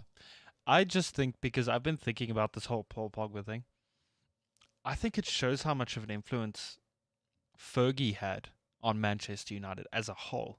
Like, just as the manager of the club, it shows how much of an influence he had on the club, because back then you had, like you say, David Beckham, Ryan Giggs, the list is endless, essentially. Yeah. And you had all of these, pros, and these players that were consistent weekly, and Rio Ferdinand and Vidic would always have bandages on his head because he's headering boots trying to get the ball away. Yeah. And you've gone from that to sort of McTominay here and there, and Paul Pogba is your biggest name, and that's your thing. And I think it shows how much Fergie was involved in at Manchester United, because after he left, that's when it started kind of, okay, we're Man United without Fergie. What do we do? You know what? It's actually such a good analogy. Is I number one, I blame Man United for that situation. Like, I know Fergie's great, and it's the same thing at Arsenal. It doesn't make Fergie any less great.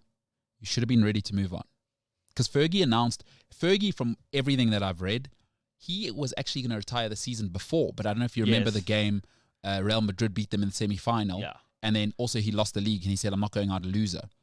And so he came back, and obviously 2013 bought Van Persie, and that's all she wrote, right? But the thing about United is, it was clear that he was going to retire. Why was David Moyes the plan? Yourself. Yeah.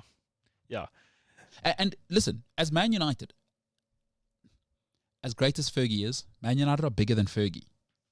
You need to be able to say it, and I know to people that are alive and are your age and my age, they go, no, Fergie's everything. No, he's not. You are Man United. Move on. And the great Bill Belichick, the coach of the New England Patriots, has such a great saying, and I believe it in life. And I mean, hopefully the sports show becomes the biggest sports show ever. But in business, I've kind of seen it. Always move on a year early than a year late. If you move somebody on and they punish you for a year or two, but you've moved on from them and it was your decision, because life always works out better when you make the decision. It's always a nightmare when life forces a decision on you. Yeah. So, because you know what's going to happen? Man United are going to give Pogba a new contract. There's going to be an Adidas issue, whatever. And then in 2 years, it's going to become a real nightmare, because then he's injured for 20 games a season, and now it's festering, and then it's 10 years and we haven't won the Premier League. And now life is forcing their hand, and now they've got to let him go to PSG for 15 million. Right? And then they probably have to pay half his wages for a 5-year, 400,000 a week deal. Just make the move. You're Manchester United. Have the confidence to move on. Just move on. It's over now. You know, here's one thing I don't understand about human beings. Why to break up, all right, do things always need to be a disaster? Like, sometimes it's just like, you know what? We had our good times. It's run its course. We gave it a go. It's not what we both thought it was going to be. Because there's no way any honest Manchester United fan or even Manchester United exec can tell me the last 6 years have been worth a £90 million investment on the football side. Off the pitch, for sure. Listen, Pogba, I give him credit for this. Business mogul. And good for him, dude. Get all the money, bro. I'm just talking football here, on the pitch. I'm a meathead. What you got on the pitch, pal? And there is no ways in the last 6 years you can tell me that's £90 million worth. Or people keep telling me world class. I haven't seen a single world class season.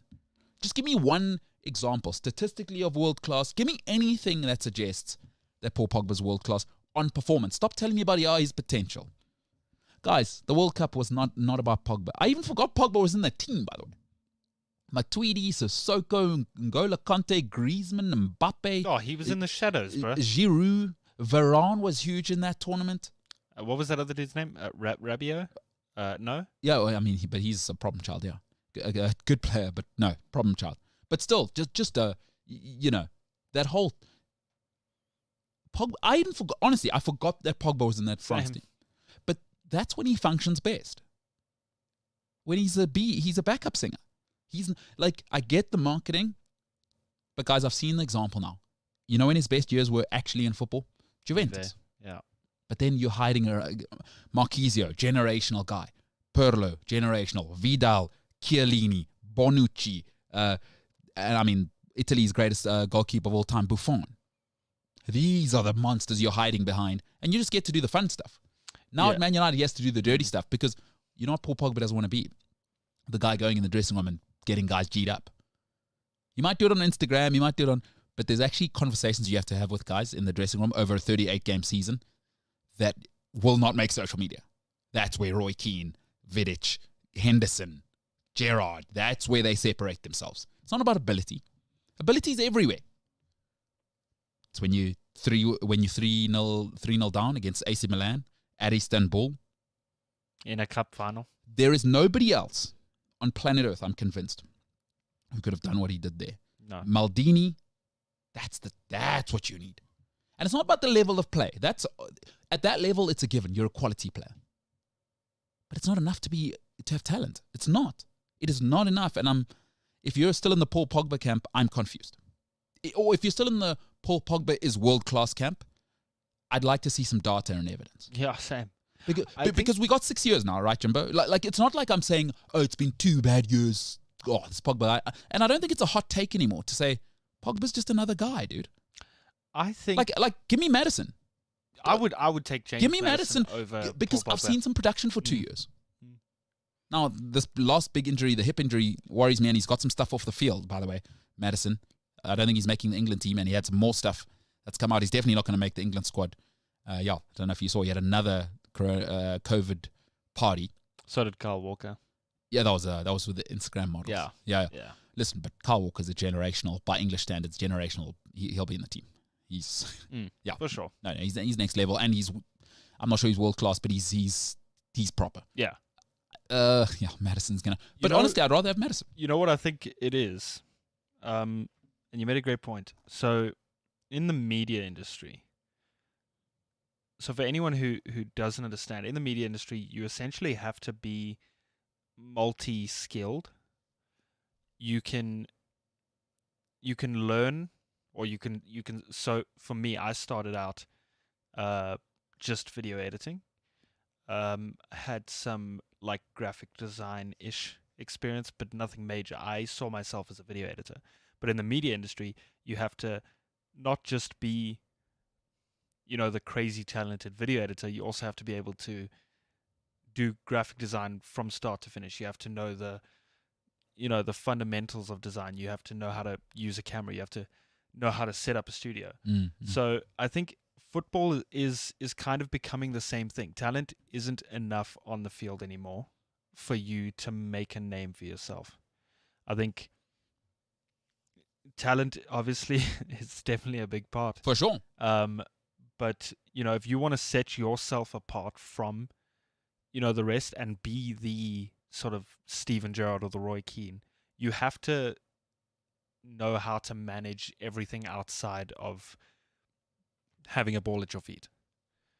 100%. And it's all about how you put your name out. Like, you can't tell me Paul Pogba wasn't behind the marketing of the name Paul Pogba. For sure. And he was definitely there. And kudos to him. I have no problem with that. Sure. But you have to keep the main thing the main thing, dude. You're a footballer. The football makes the Instagram stuff possible. Yeah. And I think that's gotten muddled. You have to admit it now. Yeah. Like, okay, we've seen the evidence. And if you're not willing to admit it, okay, whatever. You got your own thing. That's fine. But the evidence is there. I can show you 6 years of mediocrity and injured all the time. The Instagram videos did not stop them. The Adidas marketing did not stop them. The adverts did not stop. That's why I made the joke about the broken toe in LA. Yeah. Because a couple of seasons ago, no, it's this thing. The rumor was, or the news headline was that he had broken his toe. But then a week later, he posted an Instagram photo of him at like an LA Lakers basketball game. And he was like on his Instagram, like at this game. And I was like, but isn't he supposed to? You know what the great ones do? Listen, the New England Patriots in the NFL have just moved on from Tom Brady. Tom Brady went and won a Super Bowl. And everybody's going, Brady won. No, he didn't. The New England Patriots will be back. They'll be competing. Man United need to move on and start to rebuild a Man United culture. Yeah. Because also the circus is getting a bit much with the Pogba thing is, you're Man United. Nobody should be getting more pub than you. It should all be United all the time. When you were winning, it was United all the time. Beckham, out. Yeah. Van Nistelrooy, out. Stam, out. Roy Keane, out. When you get a little loud and you think you're bigger than us, get out. You're Man United. That's what made Fergie great. That's what makes Belichick great. And, Man United have a long, long way to go. And I know people are excited about Ollie. He's brought some stability. Congratulations. That's great. Just be very, very careful about staying the same. Because BlackBerry made the same mistake. Nikon a couple of years nearly made the same mistake. Nokia made the same mistake. And where are they now? Don't stay the same. I think, again, you mean Kodak. No. Well, Kodak is dead. I mean, no. Nikon made some serious industry areas in there, and they had to pay for it. There was some stuff where some IP stuff. Yeah, that they got busted for, and because they were getting a little lazy. The article I once read. Lol. Yeah, but Kodak, I don't even talk about them anymore. I don't think anybody does. DED dead. Yeah. Listen, like Paul Pogba's correct. Yeah, listen, I don't hate Pogba. We'll see him for France this season, and he'll look great again. But he'll be surrounded by, Griezmann, Mbappe, Sissoko. Yes, and the France squad came out yesterday, by the way. Did it really? Karim Benzema's in the mix. Oh, I saw that. Welcome back. He made the 26. Welcome back. Listen, so if you don't know why he was out, James, not sure you know the story. I do. Yeah, very well aware. He a couple of years ago, one of the things was that he actually sent. This is unbelievable. There's a guy called Peter Dinklage who's very short. A similar guy to him, the French version of him is Mathieu Valbuena, who's very, very short. I was wondering where you were going with He looks like a staffy. Valbuena looks like a human staffy. You know those short guys who get that walk? Yeah, that staffy walk. Valbuena's got those vibes. Anyway, Valbuena was involved in what one might call coitus with somebody, and Benzema actually got a hold of the tape and blackmailed him. How insane is that? When you say coitus? Yes. When mommy and daddy love each other very much. Yes. The horizontal shuffle. There you go. The horizontal shuffle. The in your pants dance. The no pants dance. Yeah. It's also the no pants dance. Yeah. So the adult times, and then Benzema actually went, and imagine that. Dude. But how crazy is that? I don't completely get it. Was there a reason why he was like, "Hey, I've got your naked dance"? Maybe he hates him. Like people think these players get along. I mean, there's a lot of players in the Premier League who don't like each other. In the same team, by the way. I mean, I don't know if you saw the Michael Jordan. Yeah, a lot of people don't like Michael Jackson. But Michael Jordan documentary, they didn't like each other. He didn't like Scottie Pippen, didn't like him. You know what I mean? It happens. It does happen. Not everybody gets along. So maybe he thought, Valbuena, screw you. You know what? And maybe Valbuena with that Staffy vibe, maybe, you know, Napoleon, although Napoleon wasn't actually short, but anyway. Maybe he punched him in the throat. Yeah, who knows? Who knows? Oh, speaking of which, James, I know you got social media with James. I do. Not sure if you saw this. I'm not sure if it's included in your social media. What is it? Dele Alli. Yes. Is it a part of your social media? It is. All right, we'll get to that. It is. Wow. WOW. Wow. So that's my thoughts on OMG. Yeah, no, can't wait for that. All right, listen, James, we want to hug it out quick. Let's hug it out. We'll give it to yeah. We'll be back in a little bit. Hey, Man United fans, love to know what you think. I'm MKT Inspires on social media. Your social media handles, James? James_Eelsley on the gram. ILSLEY. And then on the tweets, it's Eelsley_James. Why didn't you just keep it the same? I don't know. I got Twitter before Instagram, and So why didn't you just use the same handle? Nobody's James Illingsley or whatever. Oh, it was because it wasn't actually available. James_Eelsley wasn't available. But why don't you just do J. Eelsley or something like that? There must be one. Eelsley is the most, like, that surname hasn't existed since the colonial ships stopped coming over the waters. Whoa, let's just... Very British. Let's just, whoa. Very British. Very British. How English is Eelsley, dude? I think it's Irish. I mean, still.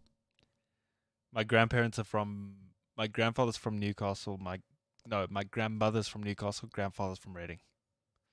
So why have they got an Irish surname?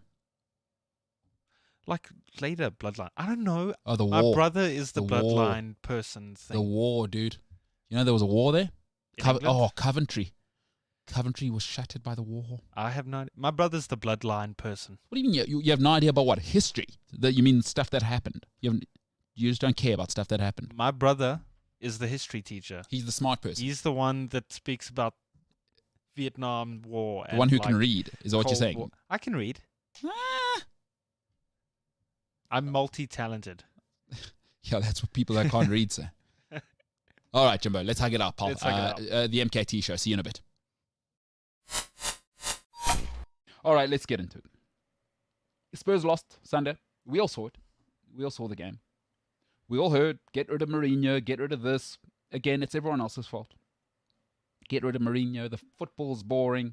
It's not Spurs. We got a new stadium or a new club. We want to be flashy, etc., etc. So I got some news for you. And this might be harsh to some people, but I believe it. Listen, we've all had a crush in life, right? We've all had a crush. We may have a crush right now. We may have a crush right now. The reason you're not dating your crush, let me tell you why. Serious people have options. If you have a crush on somebody, trust me, somebody else does. The thing about serious people is they have options. So you're not going to crush on me and pitch up at my house with roses and think that's going to be enough, right? Serious people have options. That's why you're just crushing on them and you're not dating them. That's not a reflection on them. That's you. That's you without the self-confidence. That's you knowing, actually deep down, relationships are hard and that person has options. Oh my goodness, if I go there, I may have to step up. Listen, frat boys, the American sort of frat boy, or in South Africa or around the world, the high school rugby first team captain, they'll get the girl. It's very nice. Big muscles, flashy. They'll get the girl. All right? But grown men get the women, and let me tell you why. Because the big flashy guy has daddy's trust fund card.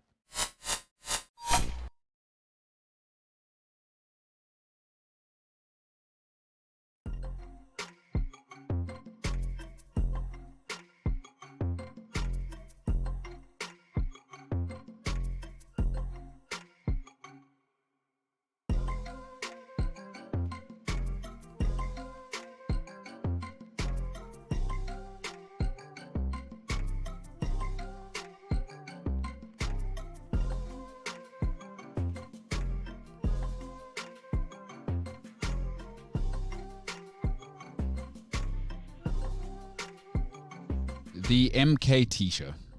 I'm MKT. Welcome to it, sports fans. Hi, sports fans. We hugged. How you doing? We lived. We did. We spoke. We speaked. We grew. We grew. James, great hair swag today, dude. I was just fixing it. You're having a good hair week. Because I know some people have bad hair days. Like, I shave my hair. So I've stopped having good and bad hair days. I've actually been struggling with my hair this Oh, my goodness. Tell us all about it. No. Oh, no, James, please. Nobody wants to hear about my hair. James. James. I want to hear about your hair. You've been struggling with hair. What's going on? Bad conditioning? Not enough body? What's the story, dude? I conditioned it too much.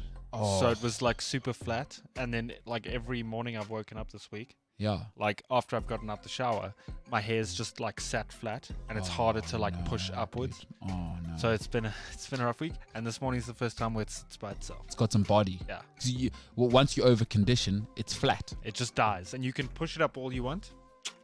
No dies. Yeah. No dies. Yes. Yeah. Oh, man. That is a... Anyway. Yeah, we actually lost viewers while I told that story. I'm just saying. It's a follicle folly that you had. Oh, no. You would have had to do science to get that one, James. Probably. But it's a biology one, yeah. Hair follicles are a real thing. Anyway. James, listen, guys. A friend of mine, Tato, who doesn't respect me, got a beautiful saying. Tato says, real problems or nice problems are still problems. True. So shout out to Tato. Shout out to people out there who think over-conditioned hair isn't a thing. Because there's a lot of people going, and people like James, by the way, hypocrite of the millennium here, James Ellingsley. There are bigger problems. That's rubbish. Here he is telling us about his flat hair. It didn't ruin any of my days this week. You said I've had a tough week. I said my hair's had a tough week. Which is a tough one for you because you wanna be bouncing around, don't you? Be honest. James, just be honest. What do you do? Lie to people around the world?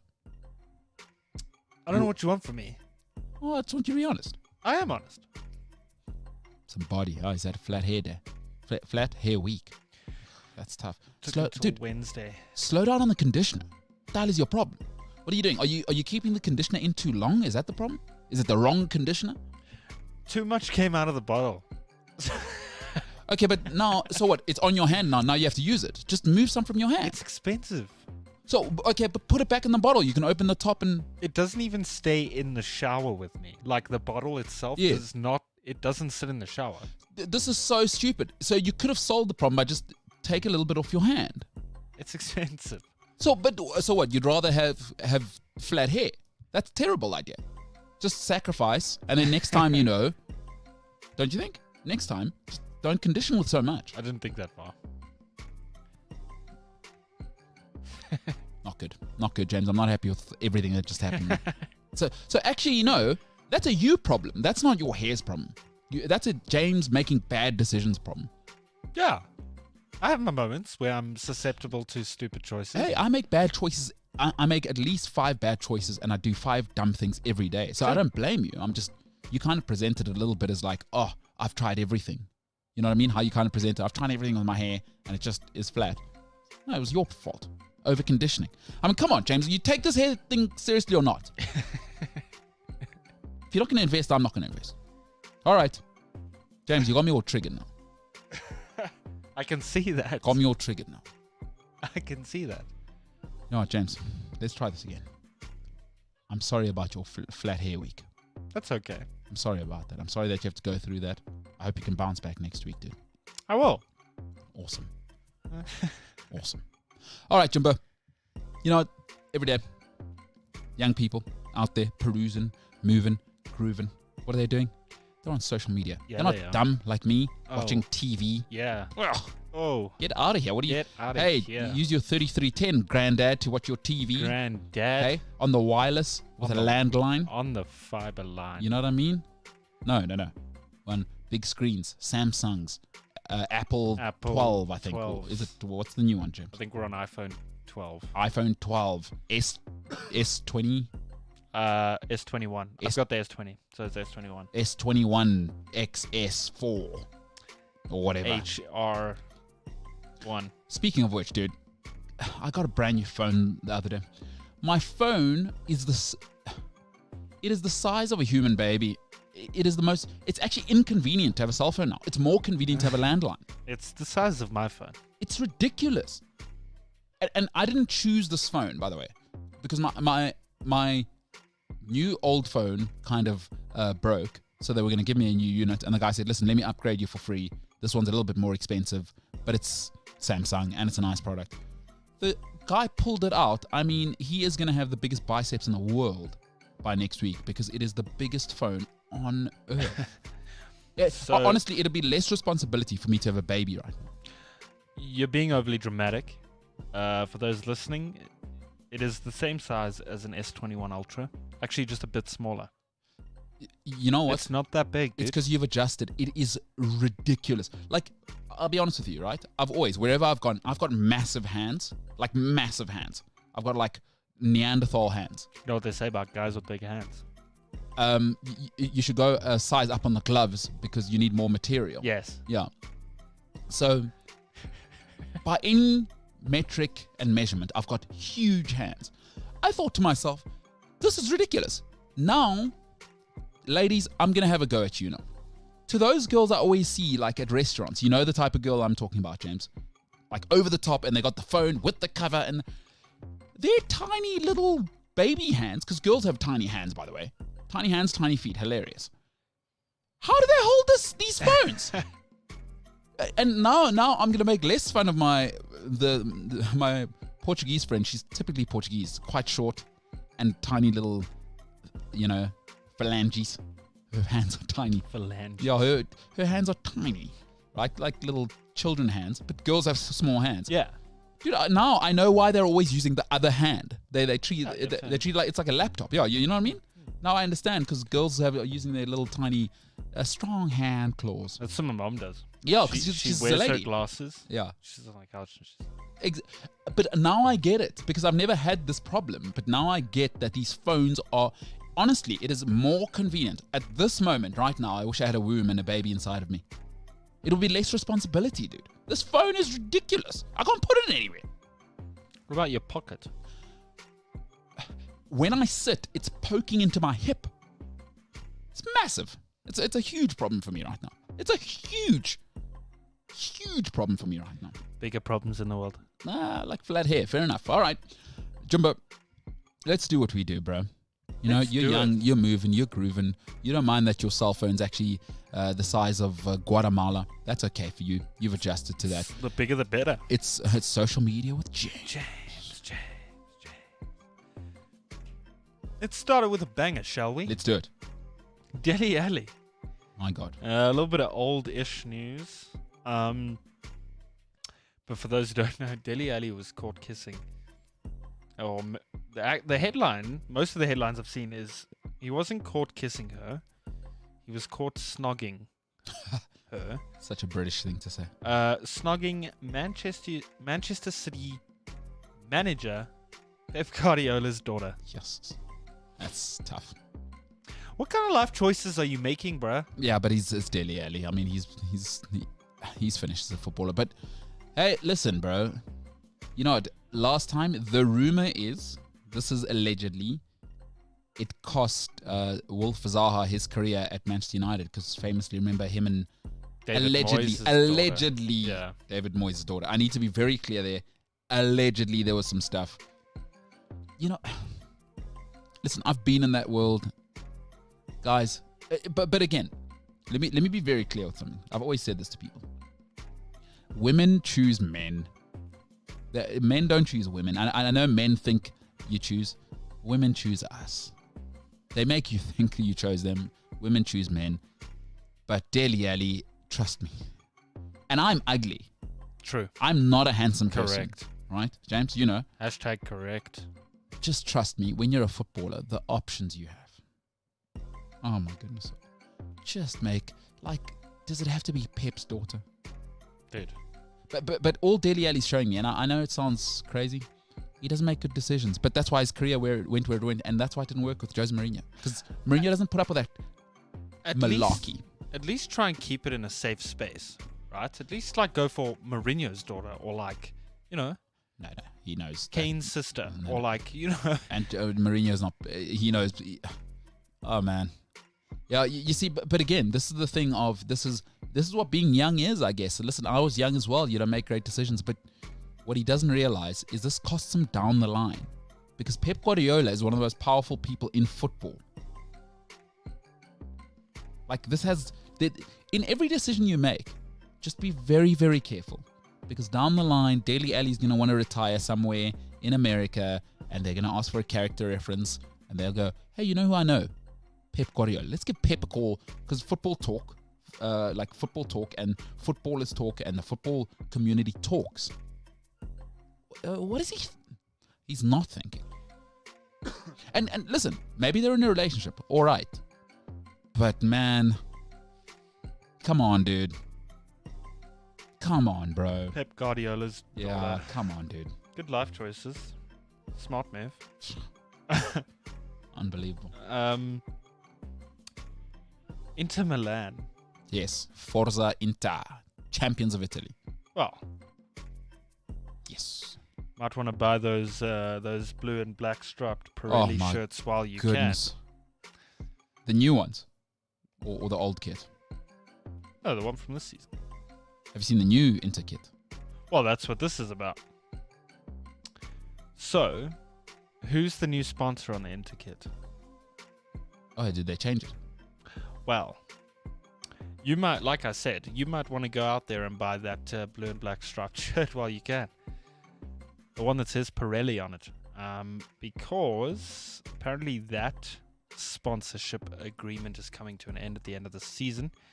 And who else to replace your front shirt sponsor with than an adult website? Oh, that's awesome. Pornhub. Than an adult website. Strip Chat. You're joking. I promise you. As the front sponsor. So it says here, Strip Chat is apparently an international adult website and social network featuring live streamed webcam performances. So it's like OnlyFans. However, the company's early mock-up seems to show their sponsorship over a red and black shirt. So it could be like a third kit. That's AC or AC Milan. That is correct. That's weird. But still, wow. Although it's Italy, dude, they're not serious. Serie A is not serious. No, the chances of it happening are probably minimum because they know what that image is. Having said that, the new Inter kit is one of the most revolting things I've ever seen. Nike kits are the worst kits. Have you seen Chelsea's new kit? Oh, it's fire, dude. What? Straight fire. Dude, with the like patterns and it's got the yellow tick. Oh, dude, it looks so good. With the pants. Looks good, dude. I like it. A friend of mine has a great saying. I'd rather gargle wasps than wear that kit. Ew. Yes. That's terrible. Chelsea have not had a good kit since the auto glass kit, I think, of 95, 96. No, I think this is a it's the worst kit. It's the worst kit of all time. It may be Chelsea but Inter's kit might even be worse. It's the worst kit human eyes have ever had to see. Have you seen Juve's new kit? It's the most basic Juve kit I've ever seen. You know how they kind of like expanded last season and the season before with the pink and like the different patterns and the zebra patterns? Have they gone back to black and white? Yeah, dude, it's just black and white. Nice. It says Jeep. Underneath it, there's another sponsor now. Just Nice. a basic That's nice. That's black nice. and white kit. I like that. Ronaldo is the cover boy for that launch, which means he is going nowhere. DBD. World of UFC, Conor McGregor will fight for the UFC title if he beats Dustin Poirier, which is great news because that means the hype around MMA is going to increase again because it's kind of like it's here. Is Conor fighting Poirier? Yeah. He's going to get hammered. And if he beats Poirier, he's not- doing a UFC title fight. He's not beating Poirier, dude. Dude, he just cost $600 million. Listen, it is hard to get out of bed when you have $600 million It is. and get punched in the face. Yeah. He's not going to train this. No, dude. And Poirier is not to be played with. Oh, no. No, he will rip you. No. Conor's going to lose that. It's over, dude. And I love Conor McGregor because, again, it always comes back, yes, to the human politic and the politic of the day, with politic with a K, not C. He's working class, dude. To go from working class to be one of the most recognizable figures on the planet and sell your whiskey for $600 million is impossible. He's the great hope for all of us that come from the working class. I love Conor for that, but nah, listen. You know I love boxing and UFC. Because it's incredible. Oh, I know what you're going to tell me. Let's hear it. You're going to tell me that it's... What's the word that you use? It's the two savage sports that are left or something like that. For one, but they're honest. They're honest sports. Honest sports is what I wanted to say. And there's no place to hide in UFC and boxing. Like, if you're good enough, you'll win. It's like, now we're going to see. Because Conor, it's getting ugly now. It's getting ugly. When Poirier folds him like a pretzel, just exit stage left and become an ambassador for the UFC. Yes. Like, he should be like the MC for you. Imagine him and Rogan and DC commentating. Because what's Cormier? That would be wild. It is Cormier, hey? Yeah. DC. It's Daniel Cormier and Rogan at the moment. Yeah. Him, Rogan, Conor. Imagine that. That's the roadshow. Imagine how awesome that commentary would be. Conor doing the interviews. Just like go to... Yeah, but Conor doesn't want that. Conor wants to be the showman, the dude in front of the camera that's being interviewed. Dude, podcasts. Like he should be the UFC podcast guy. Like, interview all the guys. Because they've got... Who's the... hilarious guy, Ariel Helwani right now. He's the ESPN. he's a hoot and a half. I love that guy. He's an instigator. He does have his moments. Huh? Ariel Helwani. He's a piece of work. He's not for everyone. But just make, you know what, Fox, because Fox has just bought most of UFC now. Just get Conor involved in that. And for Conor, last fight, because Poirier is going to turn him into a pretzel. And it's sad. Like, I want to see my heroes walk out. I don't want to see them being forced out. Being carried out. Yeah.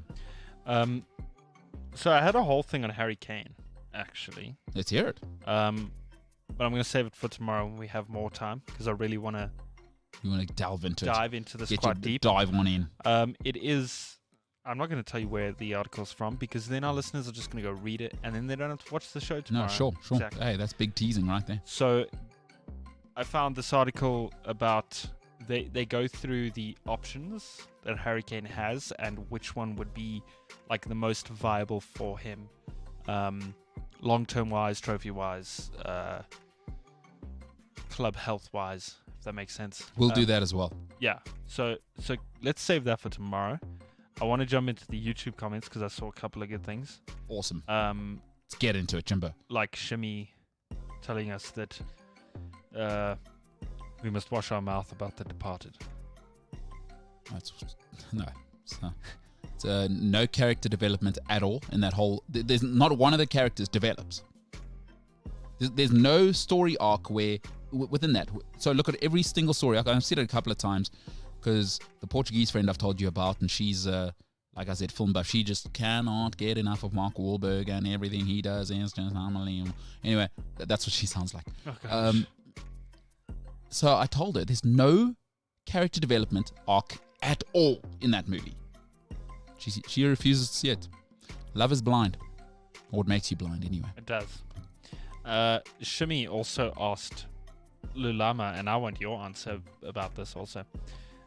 He asked Lulama how Bend It Like Beckham didn't make it in your top 10 movies. Hey, that's Longjaw lady again, by the way. For those is. who don't remember. Longjaw Keira Knightley.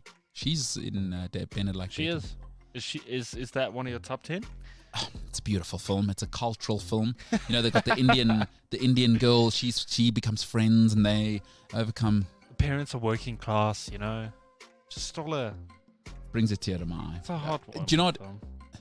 Because I'm so emotional about it, I don't even want to talk about it. Okay, we'll move on. Yeah. Let's just move on. We'll move on before you start crying on the set. Exactly. Can we talk about... Shimi says, can we talk about Thiago Silva's wife being in the papers every week after Chelsea play a football match? She is active. I got to say, do I love it? I do not. She is active, though. She backs her man. She's interesting, huh? No, she's everywhere. She's. Listen, there are exceptions in life. Thiago Silva, top 10 legend of this generation. Whatever.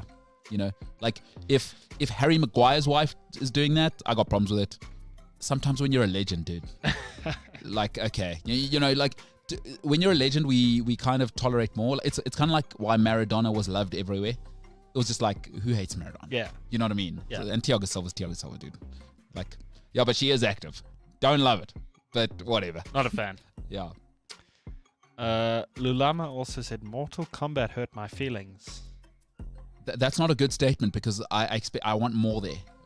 Because feelings can be hurt because it was so good. Or feelings can be You've hurt. got him panicking. He's panicking. His face shows panic. Because I'm in the process of, I told you what I'm going to do. Yes. I'm going to save for my TV and then 70. By the way, have I been saying 70 inches this whole time? Yes. 75 inches is what I'm saving for. I went and saw it again. She's a beauty. Yes. You know what's going to happen? You're going to show up there at the store and they're going to say, sorry, sir, we're actually out of stock. You have to pre-order them and there's a 6-month waiting list. I'll do it.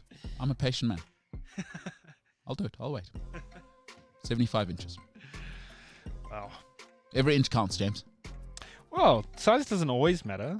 Oh, I thought just now you said the bigger the better when it came to cell phone. So, you see, you're a hypocrite. I knew it. Do you remember just now? Okay, let's move on. Dieter says, did you watch Nobody? Is Nobody a film? I think so. No. I guess no. Nobody here Watched it. has watched it. So, Dieter, I'll get back to you on that. Nobody. Nobody. Okay, while you're going through the questions, maybe I should quickly look it up. Okay. Nobody, 2021 film. Oh, wow. Who's in it? Don't know. That's great. Nobody I know. Nobody knows. knows. No, Christopher Lloyd. Lloyd. He's brilliant. Damn it. Set up for a great joke there. Am I going to watch it? Whew, tough to say. But no, I did not watch it. I'm guessing that Christopher Lloyd, by the way. All-time actor. Vibes. And this guy's good. Bob Odenkirk or whatever his name is. Oh, Bob Odenkirk. Yeah, he's good. He's actually very good. He's in like a few things. So I see he's got a lead role here. He hasn't really been a lead before. Has he? I think he's gotten a couple of Emmys for supporting roles. No, good actor. All right. Nobody. Bob Odenkirk. He was in Breaking Bad. Yeah, is it an action film? Yeah, it looks like an action film. All right. So I haven't seen it. And who was it? Dieter. So Dieter Mayer. All right. Listen, Dieter, if you can put it in the comments or sport@cliffcentral.com, or I am now saying slide into my DMs because I'm looking for a good action. Do you know the last proper action that I watched? What was the one with Stallone and all of those guys? The you know what I'm talking about. It's something and it's so cheesy. It's the Invincibles in yeah, it's something like that. Yes, dude. yeah. But that one, Dolph Lundgren has a gun that chops a guy in half on the boat. Dude, it's wild. Bro, I remember watching it. I used to drink back then, by the way. We had beers in the cinema. In the cinema, they sold beers, and I went with like 10 mates, and the amount of cheering that happened. Bunch of lads. That was incredible. That's what I want to do in a movie. I don't care if some girl no, it's happening again. She went away because her family moved out of town, and he always thought that was the one that got away. Who cares? Can you please get a gun, which is unrealistic, and it shoots through 4 people's guts? Do you know what I mean? I do. I do need to know the name of that movie, and it's killing me. Okay, we'll move on. All right, what's next? Incurables. No. You move on. Watch me think of it as we end the show. Where we at now? I've lost where we were. Oh, we got to Nobody, right? Mm-hmm. Shimi says Michael Jackson was found not guilty though. All right. Oh.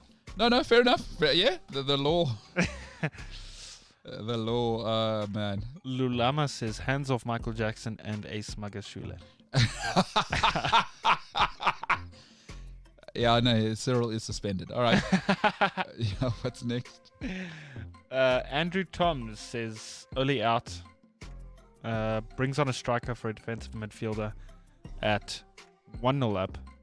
And we go on to draw 1-1 to relegated Fulham. Oh, that was a bad performance. Not the move, huh? Yeah, not good. Not the move. But they're on holiday already. They are. 1 game left. What they got, the 1 game left and Europa League final. Correct. 2 games. Really meaningless to win the Europa League for them. Well, silverware is silverware, I guess. Yeah, fair enough. Oh my God. Imagine social media if Villarreal beat Man United. Oh my God. Oh my God. And it's going to be an Arsenal thing because of Unai Emery. Oh my It's God. going to be an Arsenal thing. It's going to be good evening everywhere. It's going to be like, we couldn't beat you in the Premier League. Expendables. Expendables. Somebody put it in there. Shout out Ryan Alex. Oh, Ryan. All right. What's next, Jimbo? I was about to lose sleep over that. That's how you make a friggin' action film, actually. Psych. That is how you make an action film. No, hoity-toity, and wow, I missed my loved one, and she got away from me, and she married another guy, and he was a... Put that on Bend It Like Beckham nonsense, chewing gum trash for James to go watch with his girlfriend. Me, cold-hearted, ignored bachelor guy who lives his life in the proverbial dark. Leave me to my action. Is there anything for us, James? Is it just all about you hoity-toity Meg Ryan, Tom Hanks loving people where everybody needs to be smooching and happy endings in a film? No. Get a gun. Shoot his face off. All right. Men stuff. You're projecting. I'm just telling you what I want to. Lulama says Fernandez and Ole will not be able to hear Kane speak. Oh, good Lord. Wow. Oh, my gosh. Zabetta says, I really don't understand how AWB, which is not to be confused with Eugene Terblanche's Via BAR. So it's Aaron Wan-Bissaka, yes. yeah? Didn't have backup all season. Man United need too much for the money. Yeah, we have a lack of the money. I understand what he's saying. Yeah, it's true. They need more than they can afford. Is what he's saying. Right. Zapeta, you'll have to forgive James. Went to AFTA. So it's not all about comprehension at AFTA. Is really, can you edit this stuff, get it to us on time, and we'll let you pass the test. That's incorrect. It's actually more in depth than that. Oh, well. Anyway, 2 centre backs, right back, defensive mid, attacking mid, right wing, and striker. How we afford all of that, I don't know. It's a good point. I mean, if you really want to win, that's exactly what you need. And maybe even, you might even need a backup left back, which he hasn't written there. So that's a whole nother thing. So Zapeta, I feel nothing for you as a Chelsea fan. Long may it go on. Lol. Nico says Mark Wahlberg is actually so annoying. He's the same guy in every film, though. He is. Yeah, it's just... I don't know if you've seen The Family Guy in everything where he's got, that look? Huh? Oh, yes. Huh? yeah, Marky Mark.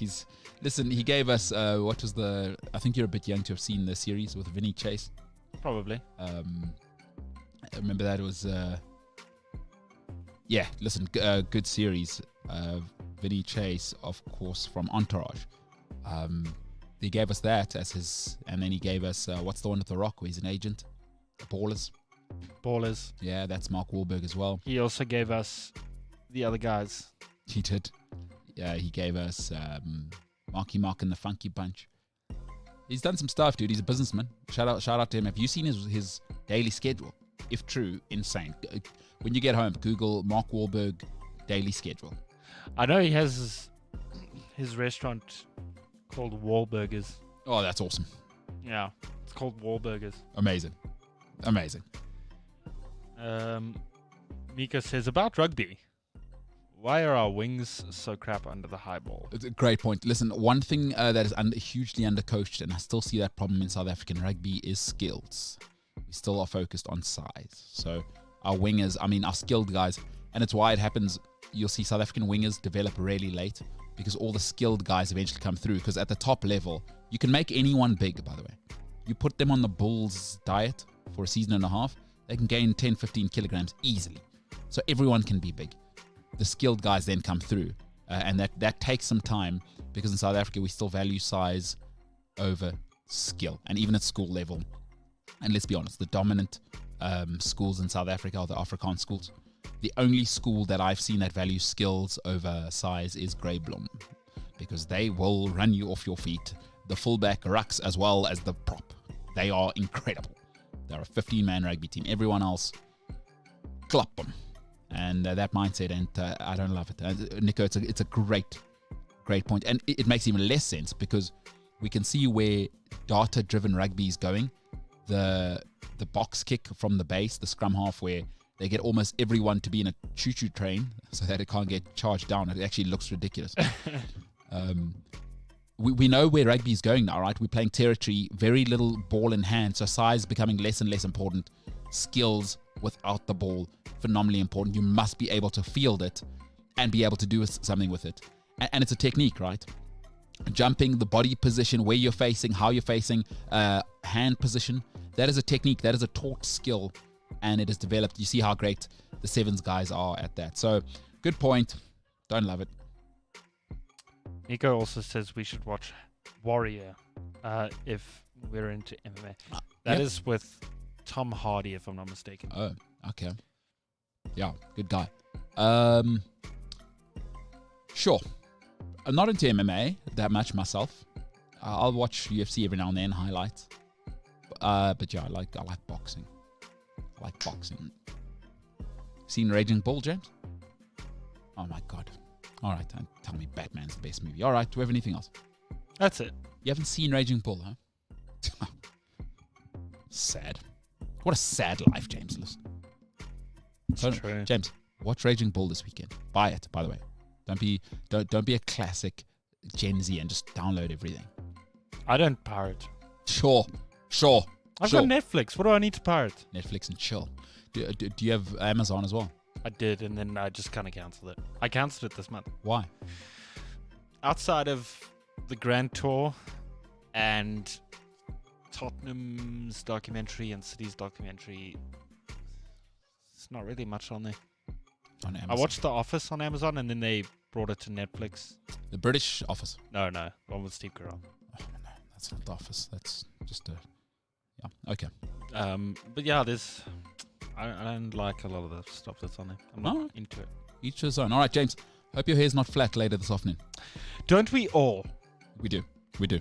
I know that's exactly what every single listener is thinking right now. Yeah. We really pray that James's hair stays. Well, let's get some body. Yeah. Hashtag body for James's hair. Hashtag Johnny Bravo for James's hair. Too long. Body for James. Body for James's hair. Wrong message. Body for follicle. No, wrong message. Huh. Yeah. Listen, we'll find it. We'll get there. We'll brainstorm it. There's no bad ideas in brainstorming. All right, ladies and gentlemen. Today has been the 19th of May. Well, it still is. 2021. For the next couple of hours. Yeah, but it's over now. You know, I like to think once you've listened to this show, nothing else matters. Okay. Everything, your day ends after the show. You think to yourself, actually, who cares? Let me just crawl under some dark covers, blackout, and just sleep. Those are some valid thoughts. Yeah. All right, Jimbo. Good show today. Ladies and gentlemen, click like before you leave us on YouTube. Helps us with the algorithm, and we want to be a big show. I want to thank everybody at home. I hope you have the best day of your life, whatever you're up to today at work, with a loved one. If you're spending time with loved ones, that's a great thing. Do that. Do more of that. Do it all the time. Do it whenever you can. James, you're a good guy. Great to have you in. Can't wait to chat to you tomorrow. Ladies and gentlemen, the MKT Show. For now, we are the hell out of here.